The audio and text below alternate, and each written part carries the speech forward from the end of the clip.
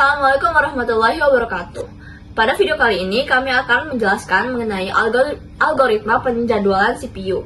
Sebelumnya izin memperkenalkan diri, nama saya Valeri Alana Yusri. Saya Putri Hati Amelia. Saya Lady Dayana Alfara. Jadi penjadwalan yang dimaksud pada konteks ini adalah memilih proses dari status siap untuk dieksekusi dan mengalokasikan CPU ke proses tersebut. Nah, ke proses manakah CPU tersebut harus dialokasikan? Itulah maksud penjadwalan yang ada dalam konteks algoritma penjadwalan CPU ini. Nah, terdapat dua mode penjadwalan CPU. Yang pertama itu adalah preemptive. Jadi, preemptive itu jika suatu proses sedang berjalan di CPU dan proses tersebut dapat dihapus paksa dari CPU, dan juga CPU dapat dialokasikan ke proses yang lain. Kemudian yang kedua itu ada non-preemptive, di mana setelah CPU dialokasikan ke proses yang sedang berjalan, maka proses tersebut tidak akan dapat dihapus dari CPU hingga proses tersebut dihentikan atau mengakses operasi input dan output. Nah, terdapat banyak jenis dari penjadwalan algoritma penjadwalan CPU ini. Yang kami jelaskan di sini adalah ada 3 jenis. Yang pertama ada first come first serve atau FCFS. Yang kedua ada shortest job first atau SJF, dan yang ketiga ada round robin atau RR. Baik, di sini saya akan menjelaskan yang pertama itu adalah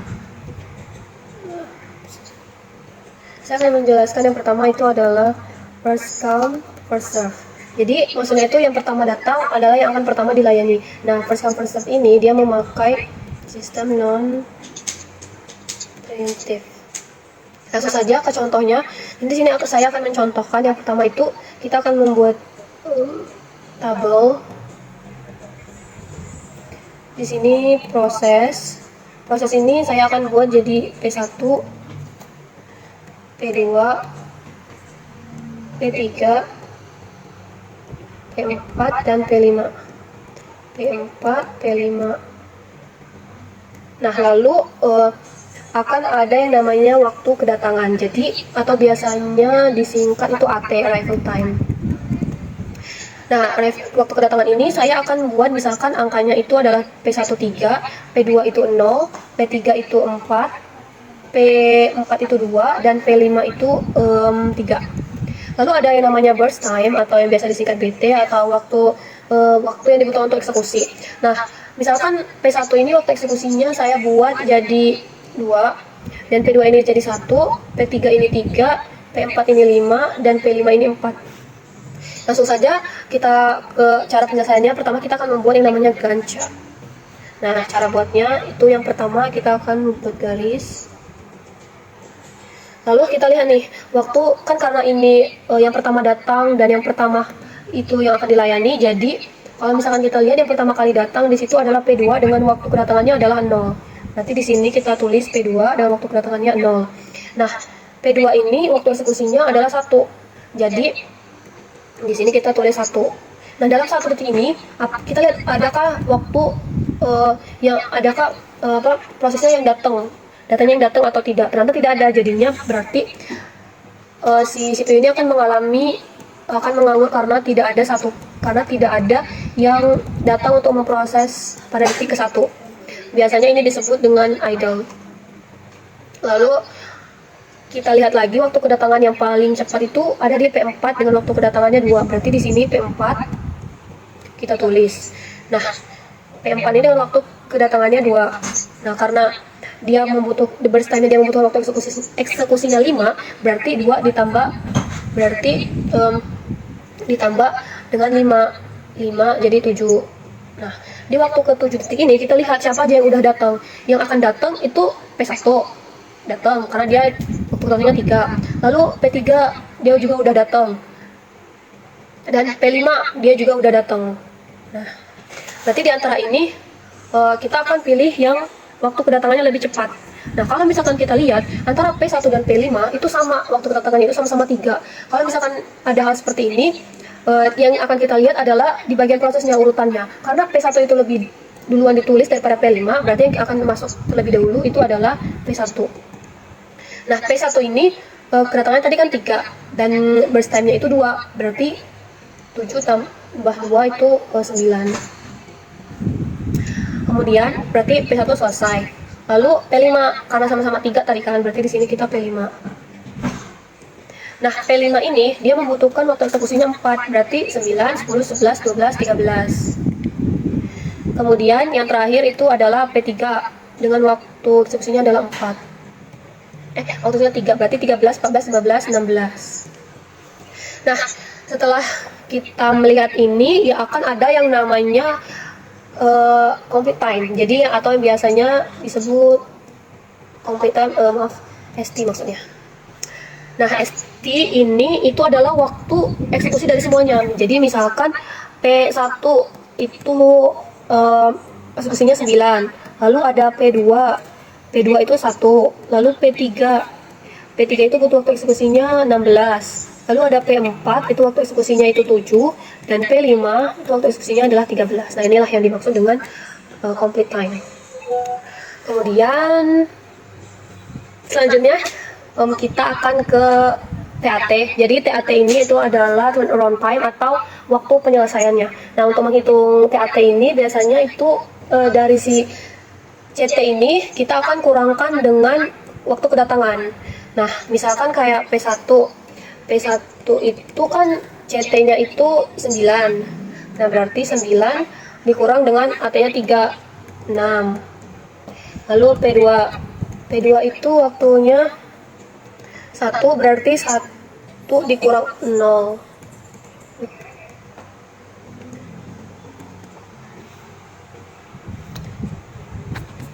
Sebentar ya.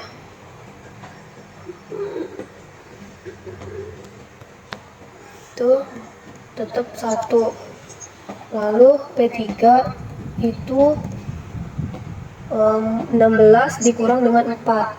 16 dikurang dengan 4 itu hasilnya 12. Lalu P4 itu 7 dikurang dengan 2. 7 dikurang 2 itu 5. P5 itu 13 dikurang dengan 3. 13 dikurang 3 berarti 10. Nah, ini adalah TAT-nya. Setelah TAT, kita akan ke waiting time atau waktu tunggu. Itu biasa disingkat WT. Nah, untuk menghitung si WT ini, dia itu akan mengurangkan antara yang udah TAT tadi dengan burst time-nya. Jadi misalkan P1 dikurang P1 itu kan TAT-nya 6, berarti 6 dikurang 2, 6 dikurang 2, 4. Berarti WTT 1, 4. P2. Nah, P2 itu TAT-nya itu 1. 1 dikurang 1, 0. Lalu P3 itu 12 TAT-nya. Nah, 12 dikurang 3, 9. Lalu P4 itu TAT-nya 5. 5 dikurang 5 itu 0. Lalu TAT yang P5 itu 10. 10 dikurang 4 itu 5. Nah, ini adalah waktu tunggu. Lalu ada yang namanya waktu respon. Nah, waktu respon ini karena ini adalah non preemptive ini, jadinya dia sama aja gitu. Jadi kalau misalkan di non preemptive itu waktu tunggu itu selalu sama dengan waktu respon. Jadi kita tidak perlu menghitung lagi. Jadi waktu tunggu itu sama aja dengan waktu respon. Nah, selanjutnya kita akan menghitung rata-ratanya. Jadi kalau rata-ratanya itu kita akan menghitung bagian si TAT-nya ini sama waiting time-nya. Nah, caranya itu misalkan kalau misalkan TAT itu sama ditambah, semuanya akan kita jumlahkan. Jadi P1-nya itu 6, ditambah P2 itu 1, lalu ditambah P3-nya 12, lalu ditambah P4-nya 5, lalu ditambah P5-nya 10, 34.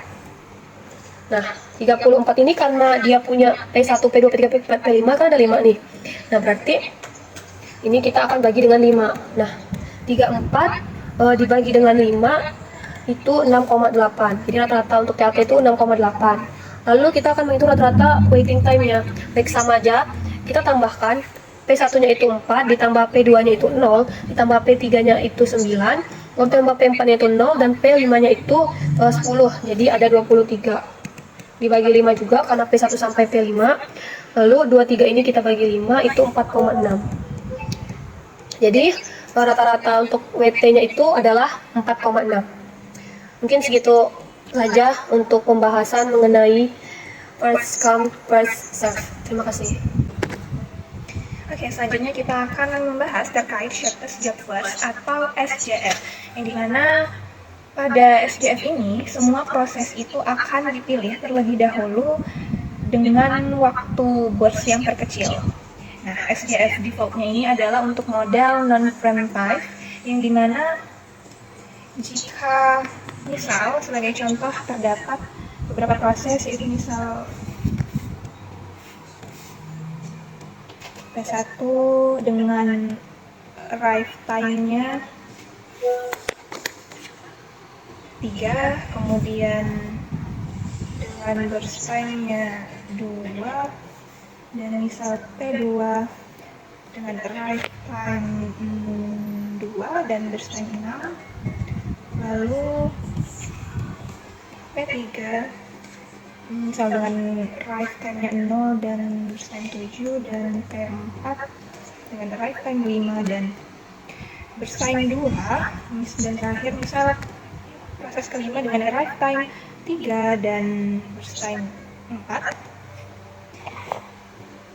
Lalu di sini kita akan membuat yang mana yang dahulu akan dieksekusi. Yang pertama itu ada detik ke 0. Nah, karena dalam proses ini terdapat arrive time-nya yang 0, maka dia langsung dieksekusi di CPU. Maka P3 ini akan masuk di proses, dan burst time-nya ini adalah 7. Lalu selanjutnya, karena P3 sudah, yang akan masuk ke antrian adalah P1, 2, 4, dan 5. Di sini kita lihat manakah yang burst time-nya itu terkecil. Nah, di sini ada P1 dan P4. Nah, karena terdapat dua proses yang memiliki burst time yang sama, maka kita lihat kembali dengan total arrive time-nya itu yang mana yang terkecil. Maka di sini adalah P1, proses pertama, maka proses pertama akan diambil. Selanjutnya proses pertama akan dieksekusi dengan waktu 2 detik, maka 7 tambah 2 adalah 7, 8, 9. Oke, proses sudah. Nah, selanjutnya P2, P4, dan P5 akan masuk kembali ke antrian dan dilihat kembali yang mana yang burst time-nya itu terkecil. Maka sini adalah P4. P4 akan masuk dengan waktu burst time-nya itu 2. 11, berarti waktu detiknya adalah ke 11. Di sini P4. Oke. Selanjutnya P2 dan P5 akan masuk kembali ke antrian dan kita lihat kembali yang manakah yang burst time-nya ini terkecil. Maka di sini ada 6 dan 4. Maka yang terkecil adalah proses kelima. Maka proses kelima akan masuk ke dalam antrian dengan waktu burst time-nya itu 4, maka 11 tambah 4 adalah 15. Selanjutnya yang terakhir adalah proses yang kedua. Yang kedua akan masuk dieksekusi di CPU P2 dengan burst time-nya ini 6. Maka 15 tambah 6 sama dengan 21. Oke. Selanjutnya kita akan menghitung CT, yaitu adalah completion time-nya, yang dimana ini adalah waktu saat sebuah proses itu selesai dieksekusi. Nah, pada proses pertama kita lihat waktu selesai dieksekusi adalah 9. Maka kita tulis 9. Kemudian P2 adalah 21. Kita tulis 21, lalu P3 itu ada di 7 dan P4 ada di 11, terakhir P5 ada di 15. Oke. Selanjutnya kita akan menghitung TAT atau turnaround time, yang dimana ini adalah total waktu sejak proses itu datang sampai selesai. Nah, rumusnya ini adalah CT dikurang AT. Rumus TAT-nya adalah CT dikurang AT. Nah, CT-nya adalah 9 kurang 3, 9 kurang 3 adalah 6. Selanjutnya 21 kurang 2 adalah 19, 7 kurang 6 adalah 7. 11 kurang 5 adalah 6, dan 15 kurang 3 adalah 12. Nah, selanjutnya adalah kita akan menghitung WT atau waiting time. Waiting time ini adalah lamanya waktu sebuah proses itu menunggu di antrian. Yang dimana juga terdapat rumusnya, yaitu rumusnya itu adalah TAT dikurang BT. TAT kurang BT berarti 6 dikurang 2 sama dengan 4. Lalu 19 dikurang 6 itu adalah 13, 7 ini 0, ada 4, dan 12 kurang 4 ini 8, oke. Selanjutnya RT. RT itu adalah response time, yang dimana response time ini sama jika modelnya ini adalah non-prime time, maka response time ini sama dengan WT. Berarti response time ini sama dengan WT, karena dia ini adalah non-primitive. Nah, kemudian selanjutnya kita akan menghitung average atau rata-rata dari WT-nya. WT average-nya ini jumlahnya semuanya adalah berapa, teman-teman? Semuanya 29 ya. Maka average WT-nya ini adalah 29 dibagi dengan total jumlah proses, yaitu ada 5. Hasilnya adalah 5,8 ya. Oke, selanjutnya itu kita juga menghitung rata-rata dari TAT atau waktu proses itu datang sampai selesai. Nah, oke, TAT totalnya ini adalah 19 tambah sana 50 ya. Maka average TAT-nya ini sama dengan 50 dibagi 5 sama dengan 10. Nah, oh ya, untuk jika CPU ini tidak ada idle atau tidak ada waktu menganggur, maka total burst time-nya sama dengan waktu akhir proses itu selesai nih. Ini adalah waktu akhirnya ya. Nah, ini kita hitung, coba kita cek 7. Nah, 21. Ya kan sama. Nah, ini. Oke. Itu saja penjelasan terkait short job force. Terima kasih. Baik, di sini saya akan menjelaskan mengenai algoritma CPU schedule time yang ketiga, yaitu round robin. Jadi, untuk cara kerja round robin sendiri itu adalah prosesnya, semua proses yang masuk dalam CPU itu dieksekusi secara bergantian. Dan masing-masing proses diberi jatah waktu atau disebut dengan time quantum untuk memprosesnya. Jadi misalnya jatah waktunya hanya 3 detik. Hanya diberikan 3 detik untuk data tersebut dieksekusi di CPU. Nah, jika proses ini belum selesai dalam jatah waktu yang diberikan, maka akan mengantri di paling belakang. Jadi sistemnya seperti antrian-antrian. Jika belum selesai, maka akan belakang dan bergiliran dengan antrian selanjutnya. Untuk lebih jelasnya, saya akan menggambarkan ilustrasinya. Nah, di sini saya akan menggambarkan ada 3.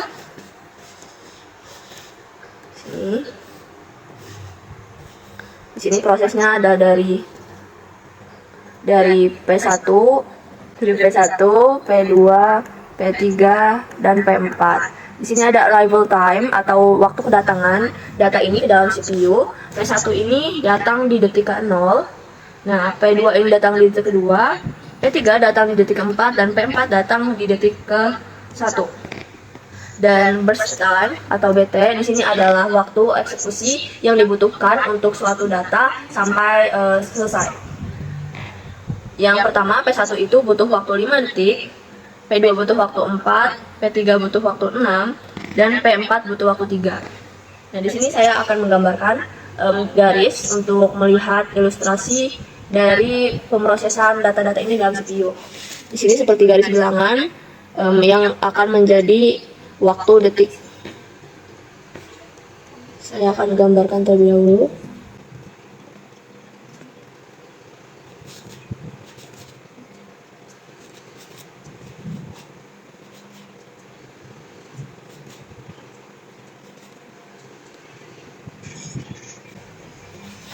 Oke. Jadi, yang pertama kita bisa lihat dari P1 terlebih dahulu. P1 tiba di detik ke-0. Dan dia butuh waktu 5 detik untuk dieksekusi. Oh ya, di sini time quantumnya adalah 3. Jadi masing-masing proses hanya diberi jatah waktu 3 untuk menjalankan eksekusi dalam CPU. Nah, karena jatah waktunya 3, P1 ini hanya akan berjalan selama 3 detik dan akan berhenti prosesnya di detik ketiga.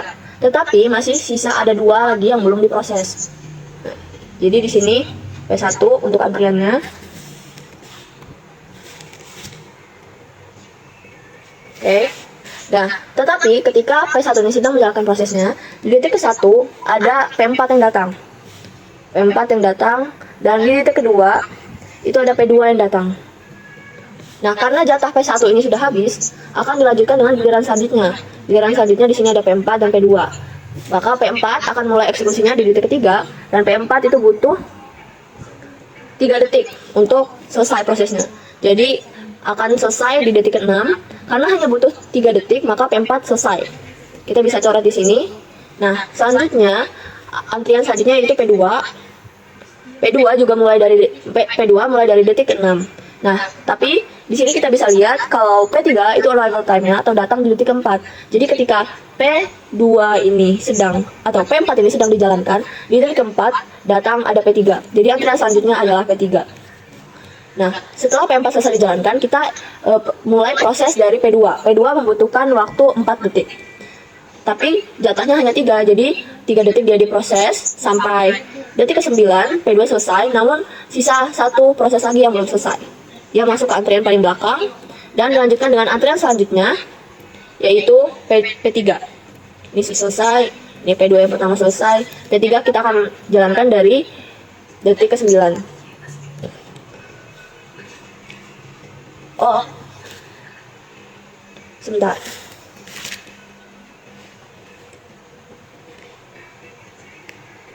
Oh, tadi saya belum nulis kalau misalnya setelah P2 itu adalah P1 yang ini, karena masih ada ketinggalan 2 lagi yang belum diproses. Jadi urutannya P1 yang sisa 2 detik, dan selanjutnya adalah P3. Nah, P1 yang sisa 2 detik tadi mulai dijalankan dan selesai prosesnya di detik ke-11. Nah, dari sini proses untuk P1 benar-benar selesai. Selanjutnya dilanjutkan dengan P3 yang mulai dari detik 11. P3 mulai dari detik 11, P3 membutuhkan waktu 6 detik. 3 detik dari detik 11 ke detik 14 dan akan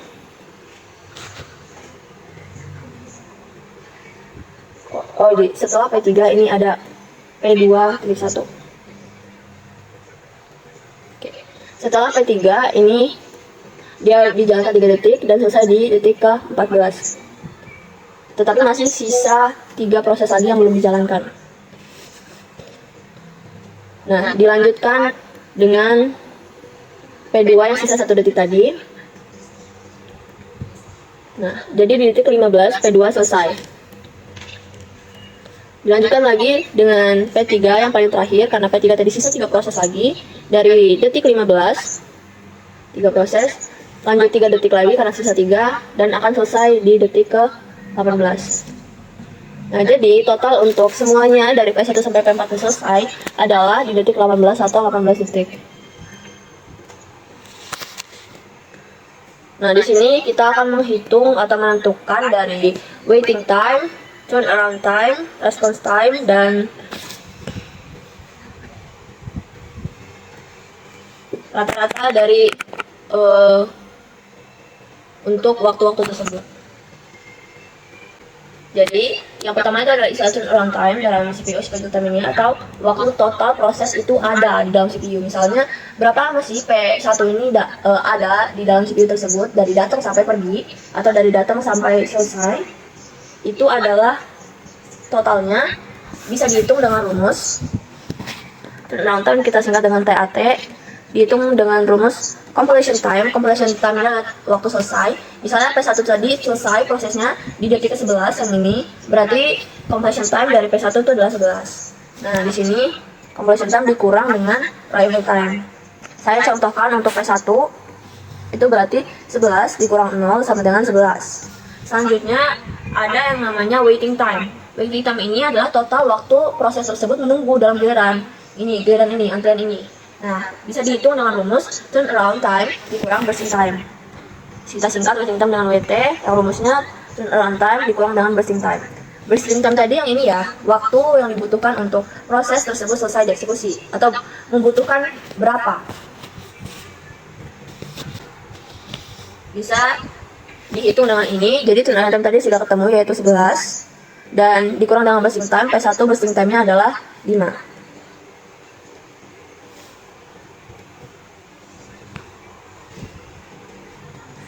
Yang artinya waiting time dari P1 ini adalah 6. Selanjutnya ada yang namanya response time atau waktu tunggu pertama kali sampai dapat CPU. Maksudnya adalah kapan sih si proses tersebut atau data tersebut dieksekusi dalam CPU ketika baru datang pertama kali. Jadi pertama kali diproses. Contohnya di sini ada P1 yang ini, P4 yang ini, P2 yang ini, P3 yang ini. Kalau yang ini adalah sisa proses yang belum selesai. Jadi di sini untuk response time untuk P1 itu sendiri karena dia datang di detik ke-0 dan langsung dieksekusi yang pertama, dia berarti response time-nya adalah 0. Begitu juga dengan data-data yang lain dihitung dengan rumus yang sama. Yang nantinya akan untuk P1-nya dia TAT-nya adalah 11.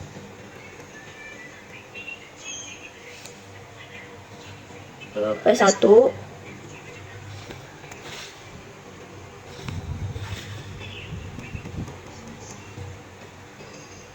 11. Selanjutnya P2 itu turnaround time-nya ada 13.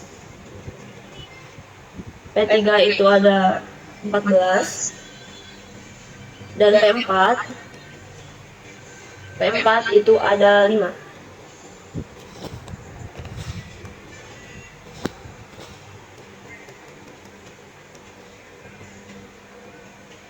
Dengan rumus yang sama seperti ini tadi, bisa juga ditentukan untuk waiting time dari P1 tadi waiting time-nya 6, untuk P2 itu ada 9, P3 itu 8, dan P4 itu waiting time-nya 2. Dan untuk completion time juga, untuk lebih memperjelas bahwa masing-masing proses itu selesai.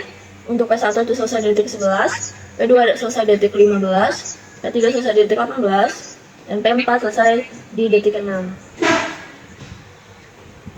Dari data ini, untuk response time tadi masing-masing bisa kita lihat di sini. Kalau misalnya tadi P1 0, P4 untuk menunggu gilirannya butuh 3 detik. Berarti response time dari P4 adalah 3, dan untuk response time P2 dia membutuhkan waktu 6 detik. Kalau untuk P4 itu dia response time ini rumusnya adalah waktu eksekusi dikurang dengan arrival time.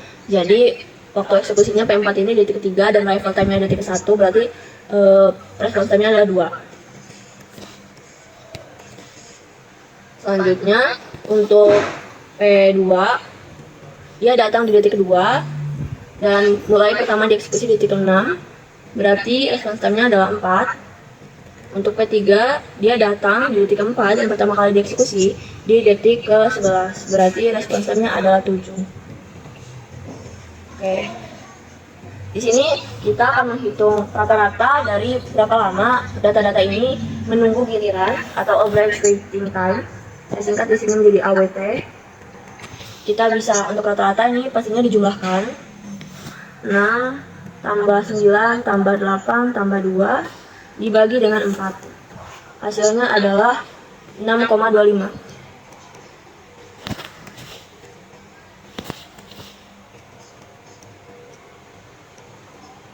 Selanjutnya untuk average turnaround time atau rata-rata waktu yang dibutuhkan proses-proses tersebut sejak datang sampai selesai itu juga kita hitung. Bisa hitung di sini. Ini kita hapus dulu yang bagian ininya.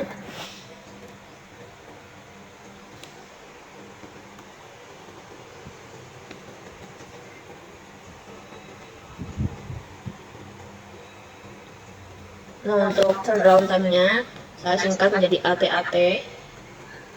Tadi didapatkan datanya P1 11, 13, 14, dan 5.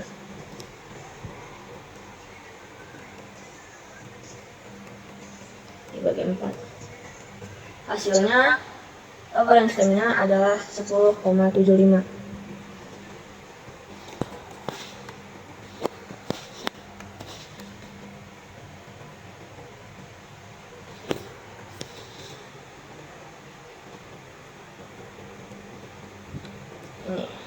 Ini adalah rata-rata dari waktu kedatangan proses-proses tersebut hingga benar-benar selesai dieksekusi dalam CPU. Begitulah penjelasan dari saya untuk round robin, mulai dari pengertian, konsep, hingga bagaimana proses data-data tersebut dieksekusi dalam CPU dengan algoritma round robin.